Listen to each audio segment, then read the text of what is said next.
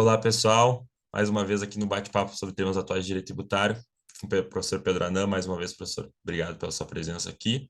Hoje nós vamos tratar sobre um tema bem interessante, que é o planejamento tributário envolvendo o lucro real e o lucro presumido.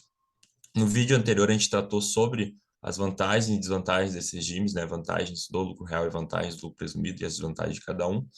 E hoje a gente vai tratar, então, sobre o planejamento tributário envolvendo o lucro real e o lucro presumido. Para quem, só para introduzir, né, professor, o planejamento tributário é aquela forma, é uma forma lícita, né, de economizar tributos, mais conhecida como elisão fiscal. A gente tem, claro, tem divergências doutrinárias aí sobre essa nomenclatura de elisão, mas o que a gente está falando aqui é da elisão fiscal, né, que seria o planejamento tributário, que é lícito, até uma redundância. Mas, enfim. Bom, professor, gostaria de começar o encontro, então, perguntando para o senhor qual seria, que tipo de planejamento tributário a gente pode fazer com esses regimes, né? O que o empresário tem de opção para economizar tributos com um ou outro regime. Perfeito, Jorge. Então, obrigado, né, por estar aqui novamente nesse bate-papo, falar sobre temas atuais de direito tributário. Esse é um tema que é recorrente, que é muito comum você ser chamado para conversar, bater papo, às vezes, com uma empresa, empresário, diretor financeiro, ou pessoa da área contábil, que é possibilidade de fazer o planejamento tributário envolvendo a opção do lucro real e do lucro presumido. Para quem está chegando agora, está verde na história, lucro real tributa lucro, receita menos despesa, lucro presumido eu vou tributar só receita, né? Presunção do lucro. Então, quando eu tenho uma margem de lucro muito grande, é vantajoso fazer lucro presumido, que eu vou pagar menos tributo que seria no lucro real, que tem uma carga tributária um pouco maior. Então, essa seria o objetivo quando eu fazer um planejamento tributário envolvendo lucro real e lucro presumido. Então, qual que é o fundamento? O que é normal você encontrar? É a empresa estar no lucro real, está pagando imposto com base nisso, então são 25% de imposto de renda mais 9% de contribuição sobre o lucro. Se a gente pensar, é 34% de carga tributária, e para complementar, você tem um PIS/COFINS não cumulativo. Se você não tem muito crédito de PIS/COFINS, você vai pagar 9,76% sobre essa base de cálculo, que é 75%, que é bastante elevado. Então, se somando tudo, você vai ter quase 40% de tributação, né? Então, o que o empresário faz? Será que tem alguma coisa, alguma produto que eu possa vender, ou alguma atividade na minha sociedade que eu possa tributar pelo lucro presumido, por exemplo, uma prestação de serviço, que a margem é bastante alta, que eu tenho pouco custo, tenho mais valor agregado em relação a isso, então vale a pena fazer lucro presumido. Então, o que eu posso fazer? Será que eu posso fazer a separação dessas atividades e poder tributar uma parte do lucro real e uma parte do lucro presumido? Então, se a empresa conseguir fazer isso, eu acho que é viável, porque a parte que tem mais despesa e margem de lucro menor tributa pelo lucro real, vai pagar sobre um lucro, né, e uma tributação, apesar da alíquota ser elevada, né, que vai gerar uma carga tributária menor, e a atividade que tem maior tributação seria tributada pelo lucro presumido. Então, você vai tributar esse faturamento, essa receita, por uma margem de tributação mais barata, que você vai pagar por exemplo, na parte de comércio e indústria, 4,8 de tributação, né? Se somar contribuição social, imposto de renda e PIS/COFINS, né? Contra uma tributação muito elevada se você for tributar em relação ao lucro real. Então, é isso que se busca para poder fazer esse tipo de planejamento tributário. Então, é isso que as empresas fazem, né? E quais são os cuidados, né? Dá para fazer, não dá para fazer, né? Que é isso que a gente tem que tomar bastante cuidado. Aproveitando o seu comentário, professor, sobre os cuidados né, que a empresa e que os advogados têm que ter nesses planejamentos, como o fisco tem visto esses planejamentos envolvendo os regimes do lucro real e do presumido, né? E também, já aproveitando para pergunto como os tribunais administrativos, né, o CARF, tem visto esses planejamentos tributários. Então, esse tipo de planejamento tributário, Jorge, o que acontece, né? Se você analisar os casos que não deram certo, ou seja, aquilo que foi julgado improcedente, seja na DRJ, seja no CARF, até no judiciário, que a gente vê alguns casos, o caso mais famoso é o caso da Grendene, né?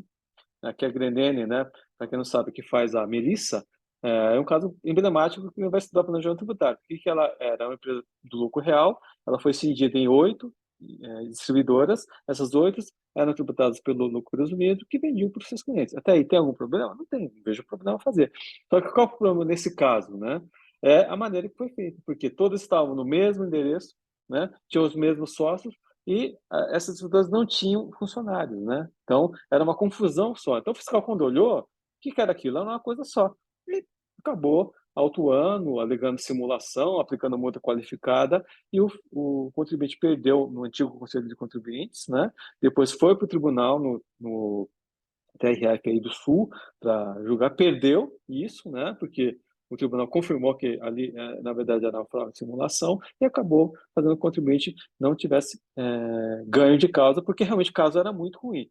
Poderia melhorar? Poderia, que eu sempre comento.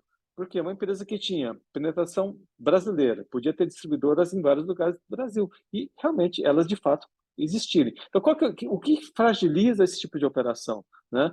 Porque a gente tem que entender o seguinte, né? O empresário, ele busca o quê? Economia, né? Ele quer fazer de qualquer maneira, né? Só que, às vezes, essa economia, ele não toma cuidado, porque tem que investir, tem que montar sede, contratar funcionário, tem que ter contabilidade separada, tem que ter toda uma estrutura para poder fazer isso. E a pessoa não faz, então faz só no papel, o papel aceita tudo. Então, o que eu tenho visto? Os casos que o contribuinte perde no CARF, ou que é autuado, é porque realmente a prova é muito ruim.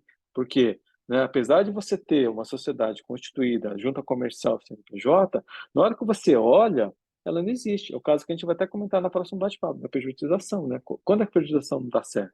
É quando realmente a empresa não existe. Então, se a empresa não existe, está fadado ao fracasso. Então, esse é o cuidado que a gente tem que fazer. Então, você pode separar lucro real e lucro presumido? Posso.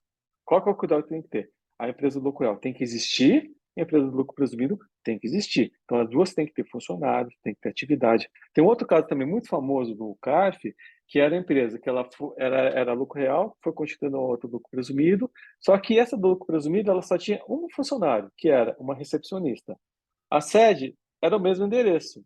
E o faturamento dessa empresa representava 70% do lucro da empresa do lucro real. E o que eles faziam? Era uma nota fiscal de consultoria. Consultoria o quê? Consultoria administrativa empresarial. Então, ou seja, a hora que você olha aquilo, né?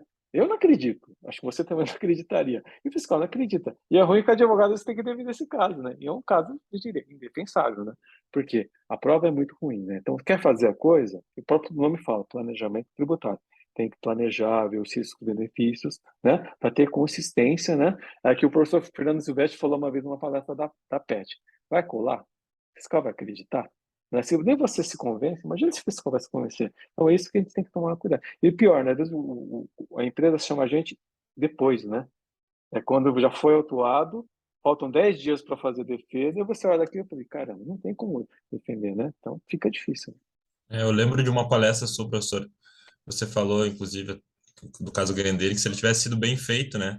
Enfim, se as empresas tivessem funcionários, assim, né? Empresas de fato, o planejamento teria funcionado, né? Então, talvez faltou um investimento aí, que só pensaram na economia, né? Sim, E sim. não pensaram em, enfim, fazer um planejamento tributário, vamos dizer assim, correto para ter uma grande economia.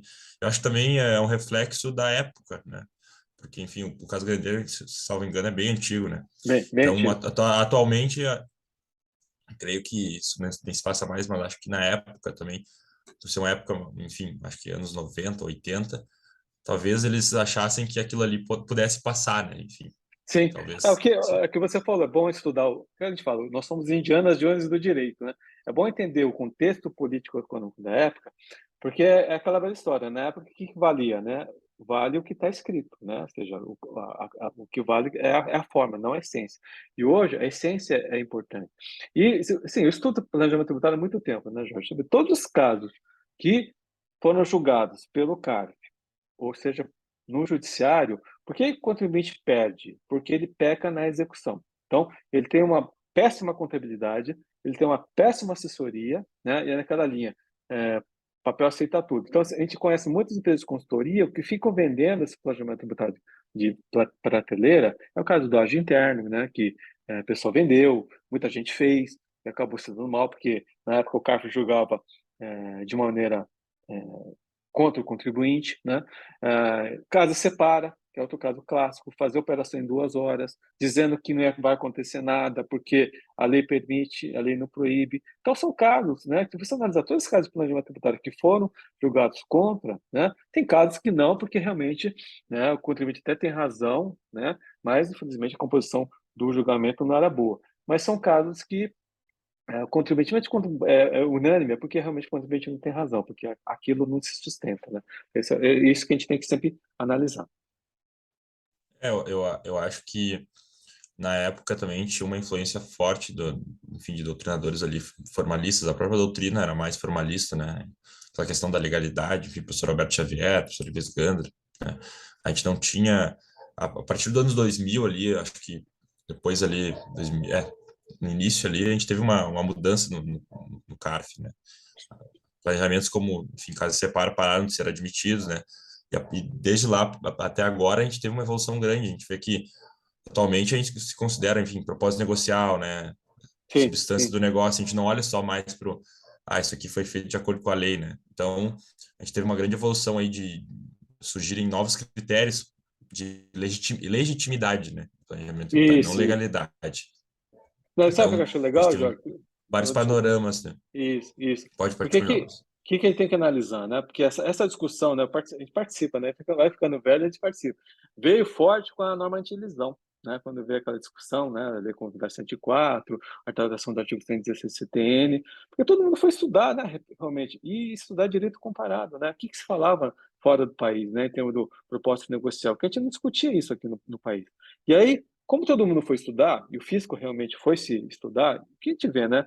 Hoje, a autoridade fiscal, o pessoal que está julgando o processo, que está atuando, ele tem mestrado, tem doutorado, eles se especializaram também. Então, eles não são leigos no que estão fazendo. E conhece bem. Ele pode conhecer por bem e por mal, né? Então, a gente sabe que, infelizmente, em algumas situações, né, há um abuso, tanto por parte do contribuinte como por parte do próprio fisco, né, em autuar, e o contribuinte não fazer. Só que, assim, né, eu acho que são épocas que a gente está vivendo e eu acho que hoje a coisa vai normalizando e todo mundo vai tendo que nivelar de uma maneira para poder chegar no mesmo caminho. Tem até aquele livro, né? O Planejamento Tributário e a Lei Complementar 104. Conseguia adquirir esse recentemente. Esse é um livro interessante para a gente ver as posições dos doutrinadores, né? Quando saiu a Lei Complementar 104, que trouxe o parágrafo único lá do 116, né? Que até hoje discutem se é anti-elisão, anti-evasão, né? Enfim, tem toda uma discussão Sim. envolvendo esse dispositivo. Simulação Mas, enfim, relativa, simulação absoluta, né? Então, é, simulação, então, meia simulação. Então, até hoje o pessoal não até, chegou na conclusão, né? para quem quiser estudar esse tema, vou até pegar aqui o livro só um minutinho. Pois não. É esse livro aqui, ó. Esse amarelinho aqui, dá para encontrar. Esse aqui é interessante. E para quem quiser saber, eu acho, professor, interessante para desvendar aí os mistérios do parágrafo único do 116 e como ficou agora com o julgamento da DI, né, 2446, que tratou da constitucionalidade desse artigo. Eu Sim. recomendo esse livro aqui do professor Sérgio André, que é o Planejamento Tributário e Ah, ótimo. Liberdade Não Simulada. Nesse livro aqui, ele traz eu vou falar rapidinho porque não é sobre isso. Mas ele desvenda, vamos dizer assim, qual seria a interpretação que foi dada pelo STF ao parágrafo único do 116 e diante dessa interpretação, o que o fisco poderia fazer atualmente, entendeu? Então é bem interessante e eu recomendo muito. É um livro pequeno, tá? Ele tem 150, 160 páginas. Vale muito a pena a leitura. E é Mas bom que essa é a minha recomendação. que é bom que o Sérgio André ele discute muito com o Marco Aurélio Greco, né? Então, eles Que batem muito foi, sobre 70. que foi, que foi um dos caras que, né, que influenciou ali, né? Isso, Bastante a virada de chave do isso. planejamento tributário. Alguns culpam o livro dele, né, Planejamento É, Tributário, né, da dialética. Só que eu tive com o professor Marco Aurélio Greco, ele fala, Pedro, infelizmente isso é lenda, porque o fisco só leu a da página 300 para frente, não leu toda a introdução que eu fiz, que é importante. Eu falei, lógico, aí eles falam, ele abriu a caixa de Pandora. Eu acho que é bom, porque todo mundo começou a estudar, entendeu? Que a gente não tinha mais trabalho, né, Jorge? Então é importante esse tipo de coisa, né, para a gente poder fazer. Mas esse tema aqui a gente vai continuar, esse é, bate-papo aí, tem bastante vamos coisa para ter gente que conversar. encerrar, Isso. porque senão a gente vai entrar no planejamento tributário e aí a gente vamos reservar alguns encontros aí futuros para tratar especificamente sobre isso. Então, muito obrigado a todos, né? Acompanhem aí o canal, se inscrevam no canal do professor Pedro Anão, Contabilidade para Advogados, sigam no Instagram também e sigam lá a Estante Tributária, fiquem ligados nas dicas e é isso. Muito obrigado a todos, muito obrigado, professor, por mais Obrigado um também, vídeo Jorge. e E obrigado estamos também à por estar disposição. aqui. E até a próxima, gente. Obrigado, até a próxima. Até logo. Até!